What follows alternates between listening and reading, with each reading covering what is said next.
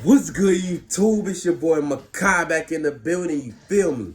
Now, today, we have another Larry Bird video for you guys. It's the best Larry Bird underdog story ever told. If you guys enjoy what I'm doing, please make sure you like, comment, and subscribe. Recommend some more videos you guys want me to see in the future. And let's go ahead and get into it, man. What if I told you that once upon a time, there was a rivalry in the 80s even bigger than Celtics versus Lakers and even more intense than Celtics versus Pistons? I bet you wouldn't believe me. But for 3 years in a row, the Eastern Conference Finals was a dogfight between the Boston Celtics and the Philadelphia 76ers. Okay, so I have not actually seen I've seen game footage of like the Celtics and the Sixers, but I knew that it was a dogfight because when I saw they had Bird in a chokehold or something like that, and Julius Erving was just fire. I was like, dang, they was doing that back then. Golly, they was getting straight to it back then. I'm telling you, bro, that was a dogfight. I will agree to that because I've seen bits and pieces of those series. Before Celtics Lakers, it was Celtics Sixers. One of the most intense rivalries ever, as you see Mark Iavaroni and Larry Bird go at it in this game. Larry asked if he's going to be thrown out, and he decided he's going to get his licks in before he left. I think in terms of two clubs in professional sports and professional team sports, really wanting one another and going after one another's throats, this is definitely the ultimate. Is Dr. J trying to hold Bird. Bird retaliates, and there is. See? And look at See? hitting Bird. See? As he That's what I was talking about, bro. being held from behind by Barkley and Moses Malone. There's no great. I didn't even. That makes sense. I completely forgot. For a split second, I completely forgot that Charles Barkley was drafted at the 76ers and Moses Malone was over there. And Dr. J was the man. That was a stacked team then. Hold on. That was a stacked team. Time in basketball that I've ever had other than going out and beating the 76ers.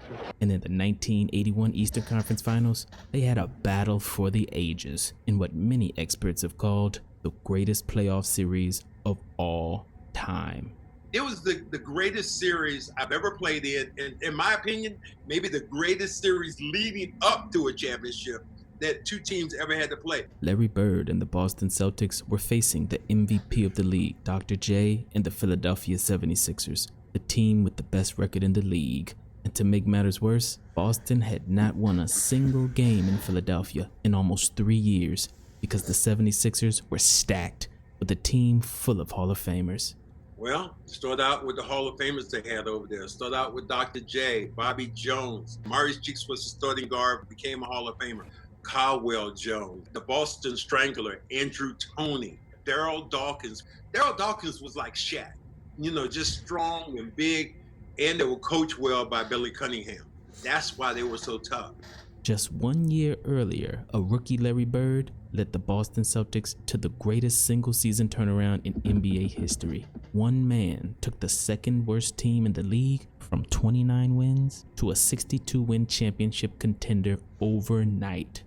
Unfortunately, the Celtics lost in the conference finals to this same Philadelphia 76ers team, sparking a rivalry that would have them battling for Eastern Conference supremacy for the next 6 years. That's one thing that I will definitely give Bird the edge when it comes to being one of the greatest players of all time is that, bro, you took a team that was literally terrible and you turned it around overnight in one season, basically.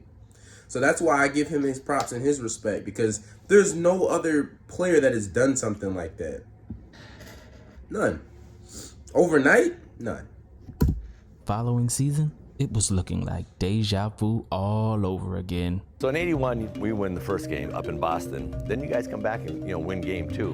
Irving putting the moves on Mekhi. We play a really tight game down there in Philly, and we lose. Philadelphia has been magnificent, and that game is over. We lose game four, and I'm like, ooh, this isn't good. 6 seconds to go. Boston doesn't call time. Archibald intercepted by Bobby Jones, and the game is over. It's a tight one-possession game, and Bobby Jones does what he does, makes a great defensive play, That allowed you guys to win Game 4 and go up 3-1. The dreaded 3-1 deficit. In the history of the entire NBA, teams that go up 3-1 in a best-of-7 series are 258-13. That's a winning percentage of 95.2%.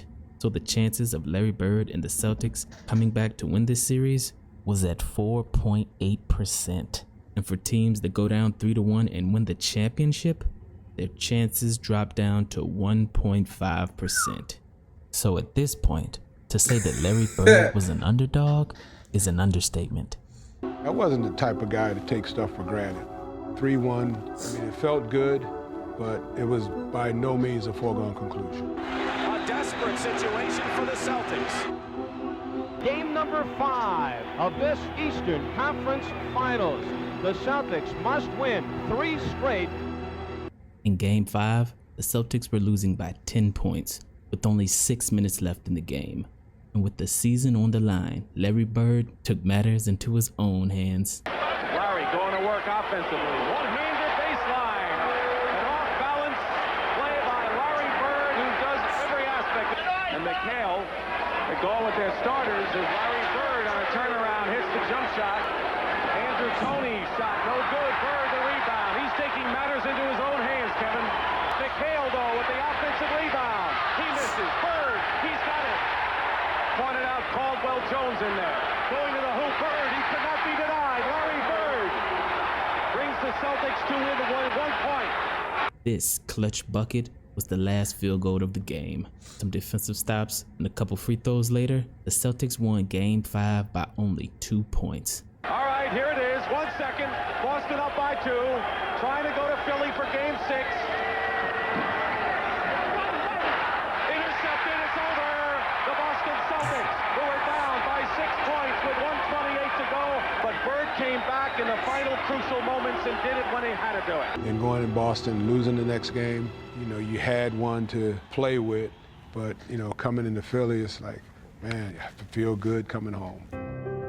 Coming down to your place, I remember this is it. I mean, you know, Game 6, we're going back to Philly. Oh, it doesn't take long to get caught in this rivalry. I think it's one of the best rivalries in sports. You know, you go out there and you compete, and you know, you got to play so well to win it. You know, it just demands a lot out of you. And when the series is over, I think both teams can look back and say, hey, we gave it our best shot. They know that they haven't won in 10 tries here at the Spectrum in Philadelphia, and that's why they want to go back to Boston, winning this afternoon. We got into a dogfight. Back and forth. Back and forth, exactly. Back and forth. The Celtics trying to break the jinx here at the Spectrum in Philadelphia. They need to do it to force Game 7. By the second half of Game 6, the Celtics were losing by as much as 17 points. But more Larry Bird heroics turned this game into one of the greatest playoff games in NBA history, because Boston stormed back and were willing to fight anyone that stepped in their way, even if you were just a fan in the crowd. Harris with a turnaround in the lane. No good.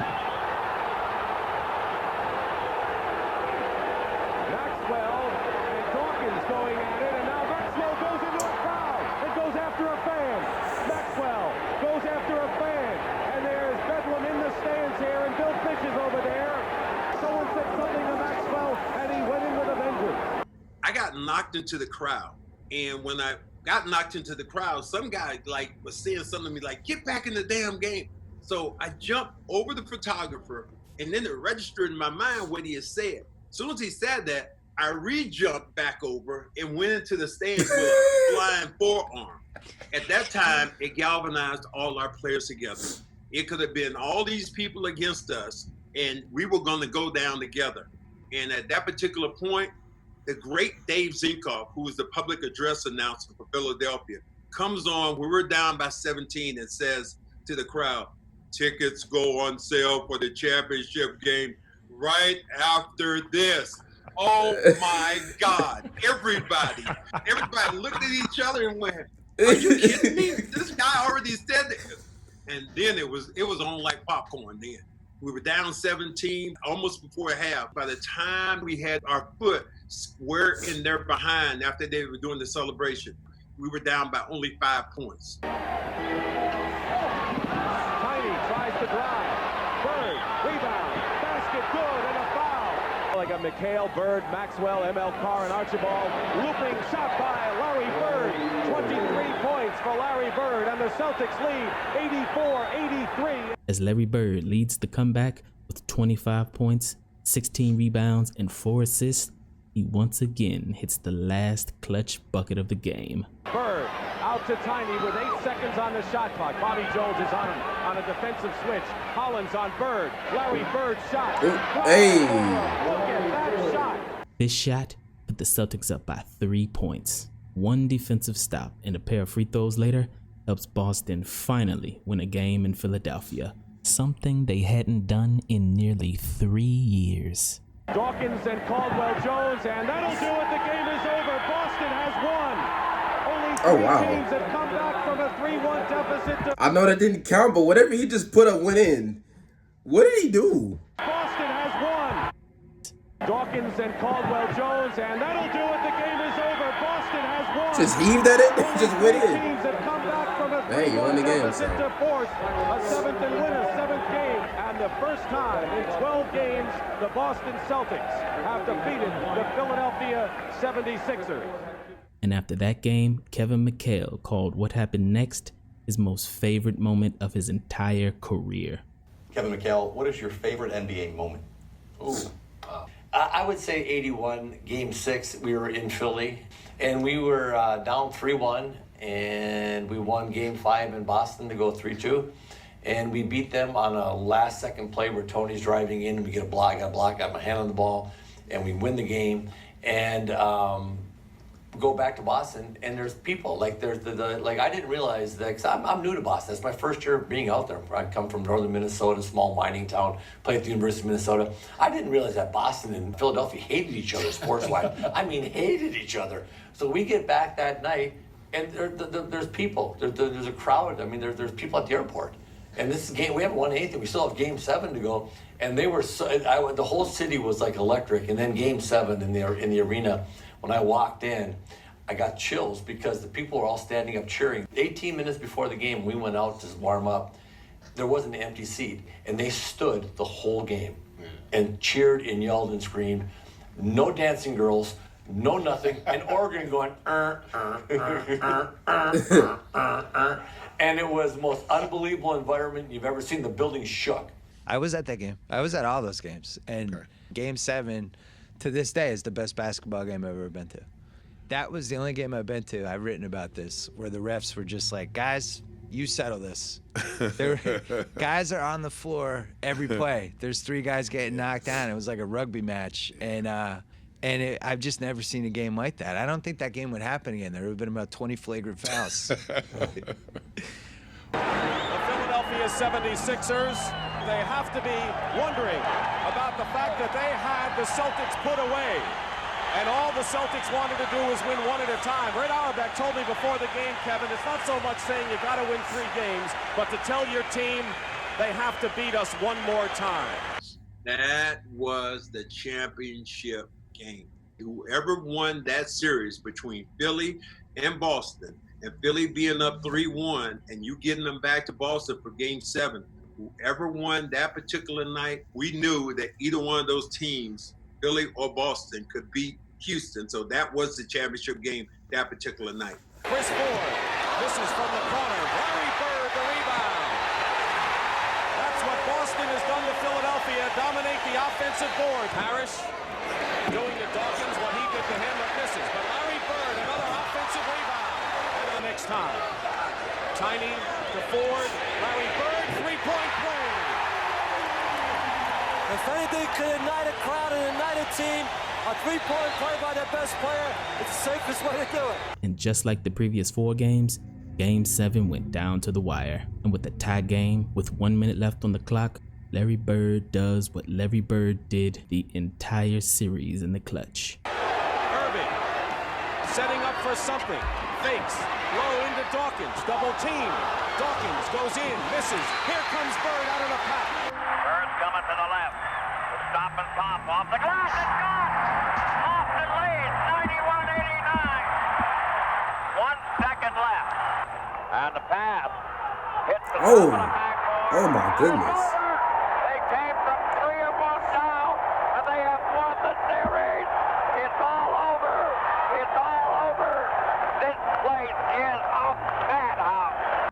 This game-winning jump shot helped Larry Bird versus a team with 3 Hall of Famers on their roster pull off the greatest 3-1 comeback of all time, because the 1981 Eastern Conference Finals remains the only series in NBA history in which 5 games were decided by 2 points or less. The Celtics won Game 5 by 2 points, Game 6 by 2 points, and Game 7 by 1 point.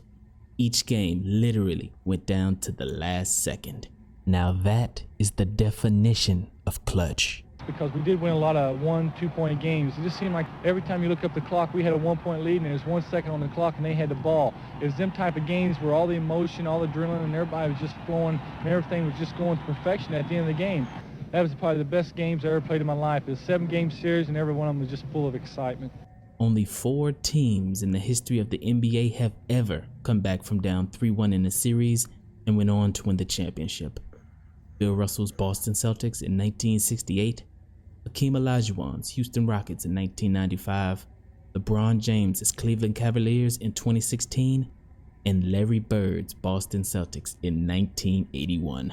Yes, Larry Bird, in only his 2nd NBA season, won his first championship that year. So if anybody ever tries to convince you that a great player couldn't win a title in his first 5 years because he was too young or didn't have enough help, tell him that Larry Bird took the 2nd worst team in the league to an NBA title in only 2 years. No excuses. I'm not the one to bash somebody for that. That's why I say that's very impressive for Larry Bird, is the fact that he was able to do that, because no other player has done something like that. Like, he was young. 2nd year you won a championship, and the team that you joined had no All-Stars before, no Hall of Famers before. The team was terrible, and then you turned it around overnight. That's why I give Bird, a lot of props for that, because that was very, very impressive to me. But yeah, man, Larry Bird is one of those players that came back from 3-1 and won a championship. So that's impressive too. That's something that's extremely, extremely hard. And in recent times, we've seen that in LeBron James, of how difficult that is to come back from 3-1 deficit. So yeah, man, props to you, Larry Bird. Props to you. I hope you guys enjoyed this video. Please make sure you like, comment, and subscribe. Recommend some videos you guys want me to see in the future. And until my next video, I'm going to catch y'all.